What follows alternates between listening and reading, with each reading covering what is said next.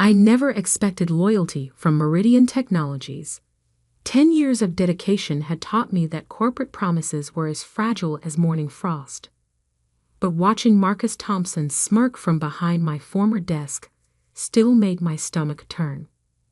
"The severance package is generous," he said, sliding the envelope across the polished mahogany surface. "More than fair, considering." Considering what? The ad spent a decade building Meridian's merger and acquisition division from scratch. That my strategies had helped the company absorb 20 smaller firms without a single antitrust issue.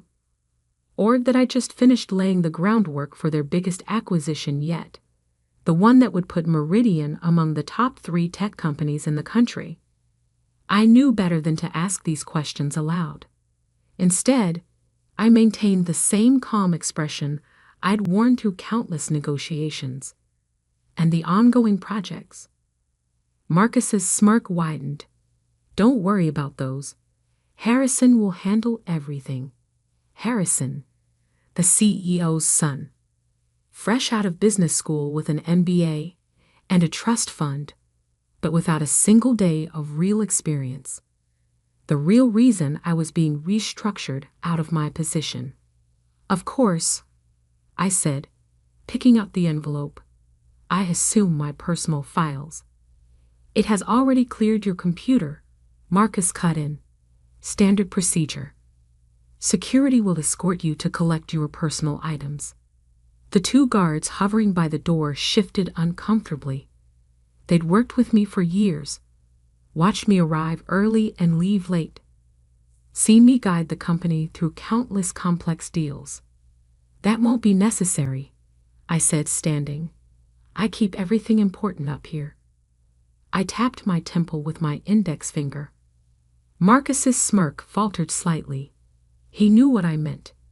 The relationships I'd built, the strategies I'd developed, the intimate knowledge of every deal we'd ever made. None of that could be deleted from a hard drive. "You signed an NDA," he reminded me sharply. "I did," I agreed. "And I always honor my contracts, unlike some people." I turned to leave, but his voice stopped me. "Was that a threat, Alexandra?" I looked back, meeting his eyes. "Just an observation, Marcus." One professional to another. The walk to my office felt like a funeral procession. Employees quickly looked away as I passed, their faces a mix of pity and fear. News traveled fast in corporate corridors. My office, my home for the past decade, had already been partially packed. Someone had thrown my personal items into cardboard boxes, mixing photographs with industry awards, client files with coffee mugs. A small frame caught my attention. My first major deal at Meridian, a $50 million acquisition that had put us on the map. CEO Richard Harrison had personally congratulated me, promising this was just the beginning of a long and prosperous partnership. Now his son would sit in my chair, inherit my projects, and probably take credit for my years of work.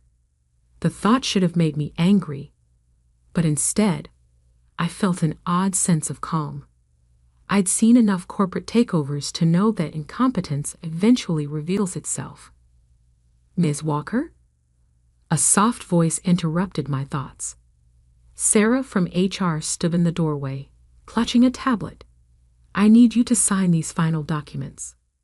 Sarah had started as my intern 5 years ago. I'd mentored her, helped her navigate the corporate landscape. Now she couldn't meet my eyes. "They didn't give you a choice, did they?" I asked quietly. She shook her head slightly. "I'm so sorry. What they're doing, it's not right." I signed the documents without reading them. Whatever severance they were offering wouldn't matter soon anyway. "Take care of yourself, Sarah. And," I hesitated, then added, "keep good records." She looked up, startled by my tone. "What do you mean?" "Just a habit I picked up over the years. Documentation is everything in our line of work. I picked up the single box containing 10 years of my life and walked out of Meridian Technologies for the last time. The security guards insisted on escorting me to my car, but their posture was apologetic rather than intimidating. As I placed the box in my trunk, my phone buzzed. A message from Tom Chen at the Federal Trade Commission. Heard what happened? Let's have coffee. I smiled, remembering all the times I'd negotiated with Tom during Meridian's acquisitions. He'd always said I was on the wrong side of the table, that my skills would be better used protecting market competition rather than consolidating it. The next message was from Marcus. Final reminder about the NDA. Any breach will result in immediate legal action. I didn't bother responding. Instead, I took one last look at the gleaming Meridian Technologies building, its 50 stories of glass and steel reaching into the afternoon sky.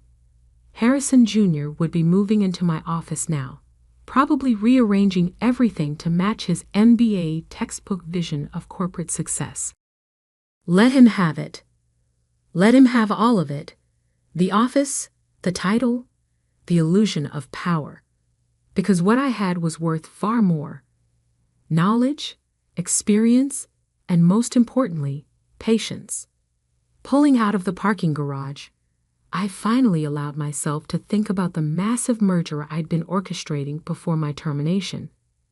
Meridian's biggest move yet, a $2.8 billion acquisition that would give them control of nearly 40% of the enterprise software market. A deal that would require Federal Trade Commission approval. A deal that Harrison Jr., with all his theoretical knowledge and family connections, would now have to shepherd through the complex regulatory process. A process that would cross the desk of someone with intimate knowledge of Meridian's inner workings, someone who understood exactly where to look for potential antitrust violations. I checked my rearview mirror, watching Meridian's tower recede into the distance. The severance package sat unopened on my passenger seat, along with a decade of memories and a lifetime of lessons learned. My phone buzzed again. Tom, coffee tomorrow? 9 a.m. at Catalyst? I typed a quick response. Looking forward to it. Marcus's words echoed in my mind. The CEO's son needs your position. I wondered if Harrison Jr. would need my position as much when his precious merger landed on my desk at the Federal Trade Commission, where every document would require my signature, every meeting would need my approval, and every decision would pass through my expert review. They say revenge is a dish best served cold, but in my experience, it's best served with irrefutable documentation and regulatory authority. I drove home that evening with a strange sense of peace. 10 years at Meridian had taught me many things. But perhaps the most valuable lesson was this. In the world of corporate power plays, the real game isn't about who sits in the corner office. It's about who holds the cards when they really matter. That night, as I sat in my home office reviewing the preliminary notes I'd secretly kept on Meridian's upcoming merger, my phone lit up with LinkedIn notifications. Word of my departure had spread, and connections were already reaching out with opportunities. But I had only one destination in mind. I opened my laptop and began composing an email to Tom, outlining my interest in the FTC position we discussed hypothetically over the years. As I typed, I could almost hear Marcus's condescending voice. The severance package is generous. They thought they were paying me to go away quietly. Instead, they were funding my transition to the one position that could truly show them the cost of their betrayal. I attached my resume, updated to highlight my extensive experience in corporate mergers and acquisitions, particularly in the tech sector. 10 years of inside knowledge that would now serve a different purpose. Before hitting send, I glanced at the family photo on my desk, me with my younger sister on her college graduation day. Always have a backup plan, I told her. And make sure it's the last thing they expect. The email went out at exactly midnight. By morning, the pieces would begin falling into place. Harrison Jr. could have my old office, my title, even my projects. But some things can't be inherited or bought. Things like experience, insight, and the ability to see 3 moves ahead. Things they'd soon discover were worth far more than any severance package. The real game was just beginning. And this time, I wouldn't be playing by their rules. The Federal Trade Commission's office in Washington, D.C. was a far cry from Meridian's gleaming corporate tower. No marble lobbies or elaborate artwork here, just the quiet efficiency of government service. But as I sat in my new office 6 months later, I knew I'd found something more valuable than corporate luxury: real power. The Meridian Tech Core merger documents just arrived, Tom announced, dropping a thick folder on my desk. Guess who's leading their acquisition team? I didn't need to look. Harrison Jr. Got it in one. Tom leaned against my doorframe, grinning. The same Harrison Jr. who's made 3 major procedural errors in the preliminary filing. Want to see? I held up my hand. Send them to my team. I need to maintain complete objectivity. Tom nodded approvingly. You're taking this seriously. I have to. I turned to look out my window at the Capitol building in the distance. They'll be watching for any sign of bias. One mistake, and the whole review could be compromised. The irony wasn't lost on me. After firing me to make room for the CEO's son, Meridian had inadvertently positioned me as the gatekeeper for their most ambitious expansion yet. But personal satisfaction wouldn't be enough. I needed to play this perfectly.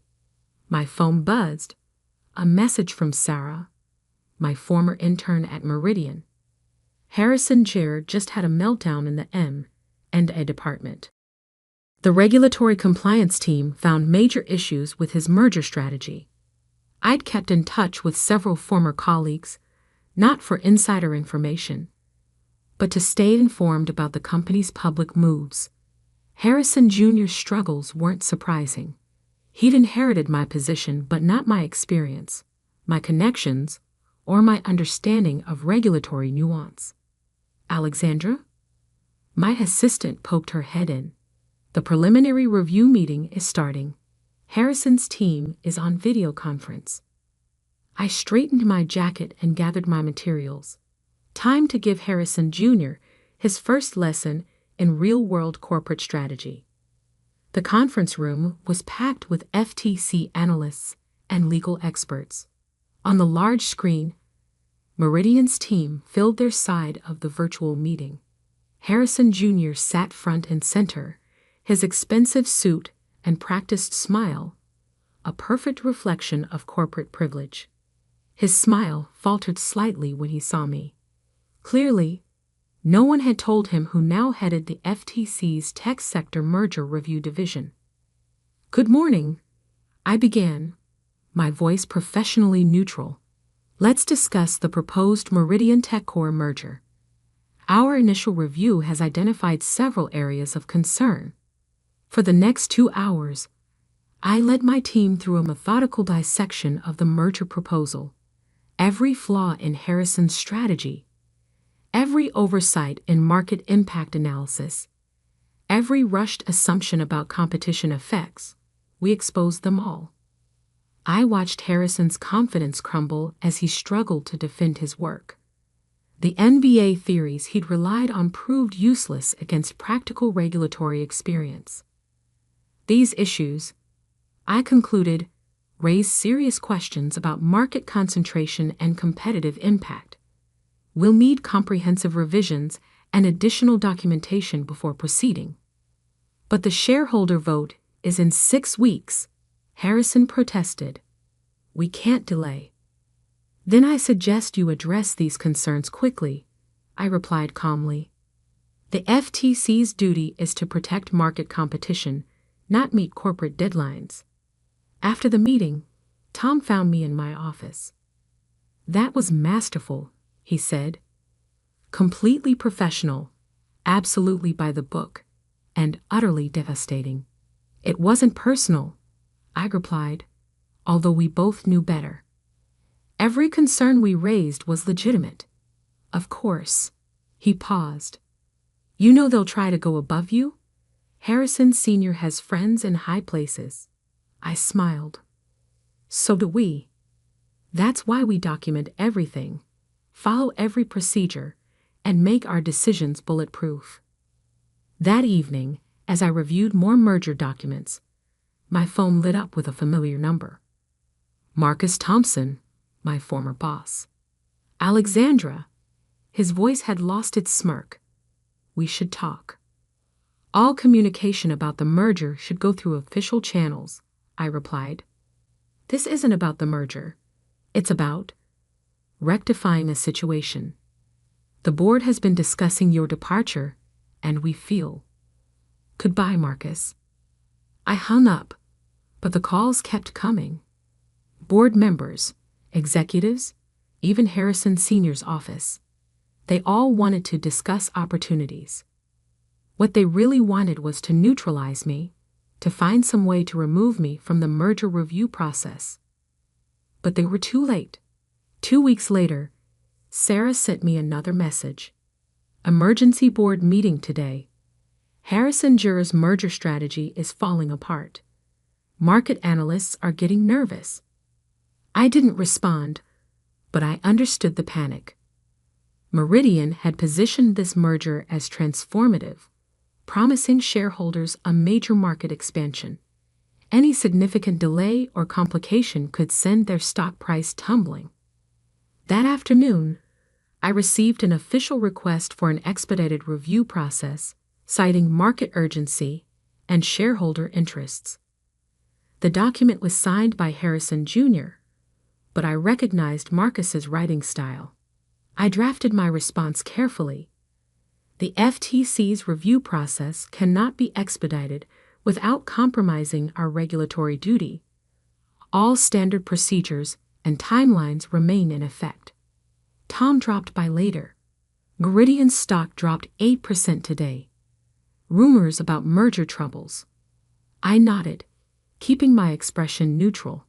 The market reacts to uncertainty. Harrison Jr.'s giving interviews, promising the merger's on track, but analysts aren't buying it. He studied me carefully. "You know they're desperate now. They'll try something." "Let them try." I gestured to the wall of files behind me. Every decision, every communication, every review step. It's all documented and witnessed. They can't touch this process without raising red flags they can't afford. That night, working late, I received one final message. From Harrison Sr. himself. "Name your price." I stared at those 4 words, remembering the day his son had taken my position, the smirk on Marcus's face, the betrayal of a decade's loyalty. My reply was simple. Some things aren't for sale, but full regulatory compliance is available free of charge. The next day, Meridian's stock dropped another 5%. Financial news channels began running stories about troubled mergers and regulatory hurdles. Harrison Jr.'s smiling interviews couldn't stop the market's growing skepticism. I watched it all with professional detachment, focusing on my team's thorough review process. Every I dotted, every T crossed, every regulatory requirement meticulously enforced. They had taught me well at Meridian. Documentation is everything. Now those lessons were coming back to haunt them. As I left the office that evening, Tom caught up with me in the parking garage. "Meridian's board is meeting again tomorrow. Rumor has it Harrison Jr.'s position might be in jeopardy. The FTC doesn't concern itself with internal corporate politics," I replied diplomatically. He laughed. "Of course not. But hypothetically, if a company wanted to save a troubled merger, they'd need someone who understands both sides of the process. Someone with experience in both corporate strategy and regulatory compliance. Hypothetically, Tom agreed. I got into my car, smiling slightly. Hypothetically, that person would need to be very patient and very thorough. The next day would bring more desperate calls, more attempts at negotiation, more promises and threats. But I had learned long ago that real power isn't about corner offices or corporate titles. It's about being in exactly the right position when others realize exactly how much they've underestimated you. And Meridian was about to learn that lesson the hard way. The morning of Meridian's final merger presentation dawned clear and cold. As I walked into the FTC's main conference room, I could feel the tension in the air. This wasn't just another regulatory review. It was the moment everything would change. Sarah's text had arrived an hour earlier. Board gave Harrison Jr. an ultimatum. Make this work today, or else. His father won't protect him anymore. I set up my materials methodically, arranging the documented violations, market analysis reports, and compliance requirements in perfect order. The room slowly filled with FTC officials, legal teams, and economic analysts. Everyone knew this was no ordinary merger review. At precisely 9:00 a.m., Meridian's delegation arrived. Harrison Jr. led the group, his usual confidence replaced by barely concealed panic. Behind him came Marcus Thompson, looking like he hadn't slept in days. And there, bringing up the rear with thunderous expression, Harrison Sr. himself. Welcome to the Federal Trade Commission, I began, my voice carrying that same calm tone I'd used thousands of times in corporate negotiations. Today, we'll make our final determination on the Meridian TechCorp merger application. Harrison Sr. stepped forward. Ms. Walker, before we begin, all comments must be part of the official record, I interrupted smoothly. Shall we proceed with a formal review? For the next 2 hours, my team methodically presented our findings. Every flaw in the merger proposal, every market concentration concern, every compliance failure, laid out with meticulous documentation and irrefutable evidence. Harrison Jr.'s attempts at defense grew increasingly desperate. His rehearsed responses crumbled under precise questioning. His MBA theories wilted against practical regulatory requirements. This is absurd, Marcus finally exploded. These are minor technical issues. Minor? I raised an eyebrow, sliding a document across the table. Would you consider a 47% market concentration minor? Or these undisclosed subsidiary holdings? Another document. Or perhaps these anti-competitive clauses buried in page 247 of the merger agreement. The room fell silent. These weren't just technical violations. They were serious issues that could kill any merger application. How did you? Harrison Jr.'s voice trailed off as realization dawned. These were exactly the kind of details I used to catch during my time at Meridian. The kind of pitfalls I'd warned about in countless meetings. The kind of mistakes an experienced executive would never make. The FTC's preliminary conclusion, I continued, is that this merger as currently structured would create significant anti-competitive effects in violation of Section 7 of the Clayton Act. Harrison Sr.'s face had turned an interesting shade of purple. This is a vendetta. Every finding is fully documented and independently verified, I replied, gesturing to the mountain of evidence. Feel free to appeal our decision. Of course, that would extend the review process by another 6 to 8 months, during which time market uncertainty might. I didn't need to finish the sentence. Meridian's stock had already dropped 30% since the merger troubles began. Another 8 months of delays would be catastrophic. "What do you want?" Harrison Sr. demanded. "The FTC wants what it always wants: compliance with antitrust laws and protection of market competition." I paused, then added, "However, there might be a way to restructure the merger to address our concerns." "How?" "You'd need someone with intimate knowledge of both corporate strategy and regulatory requirements. Someone who understands the complexities of tech sector consolidation while maintaining competitive markets." I met his gaze steadily. Someone with experience on both sides of the table. The implication hung in the air. Harrison Jr. slumped in his chair, defeated. Marcus stared at his hands. And Harrison Sr., the man who'd approved my firing to make room for his son, finally understood the full cost of his decision. "The board meets in 2 hours," he said quietly. "I'll save you some time," I replied, pulling out one final document. "Here's a detailed proposal for restructuring the merger in compliance with all regulatory requirements. My team prepared it weeks ago, anticipating this moment." "You've had the solution all along." Marcus sounded strangled. "The FTC's goal is to make mergers work within the law, not prevent them entirely." I smiled slightly. Of course, implementing these changes would require experienced leadership. The next few hours passed in a blur of activity. Meridian's board met in emergency session. Harrison Jr. resigned to pursue other opportunities.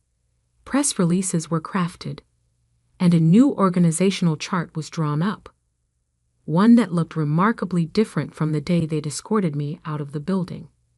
By evening, Meridian had announced a strategic restructuring of their merger plan. The markets responded immediately, their stock recovering as analysts praised the company's sophisticated approach to regulatory compliance. Tom found me in my office as I was packing up. "Heard you're heading back to the private sector.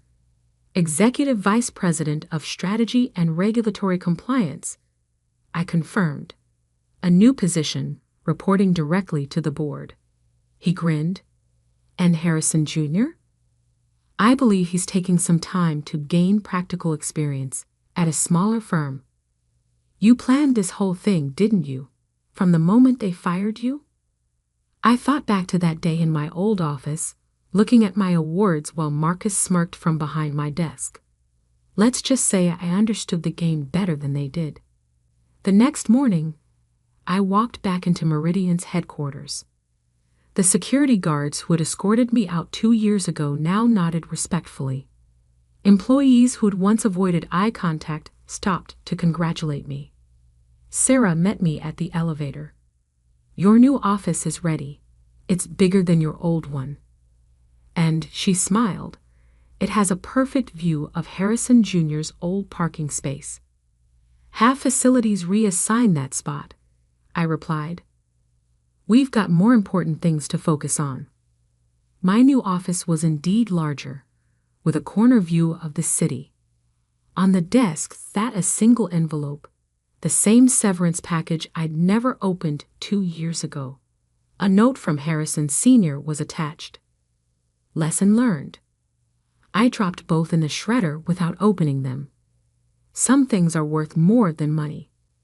Marcus appeared in my doorway, all his old arrogance replaced by nervous deference. "The merger team is ready for you." "No," I corrected him, picking up my folder of regulatory compliance strategies. "They're ready to learn." As I walked into the conference room, filled with eager faces waiting to understand how their new EVP had outmaneuvered everyone, I thought about all the lessons learned. About patience and preparation, about understanding the real sources of power, about knowing when to wait and when to strike. But mostly, I thought about that day 2 years ago, when they thought taking my office meant taking my power. They never understood that real influence doesn't come from titles or corner offices. It comes from knowing exactly who you are, what you know, And most importantly, how to make others realize your true value only after it's too late to stop you. Harrison Jr.'s MBA theories never taught him that, but I have a feeling he's learning it now. One humbling lesson at a time. As for me, I got a merger to fix, a company to reshape, and a few more lessons to teach about underestimating the wrong person. After all, in the world of corporate power plays, the real victory isn't in taking someone's position. It's in making them give it back to you, and thank you for accepting it.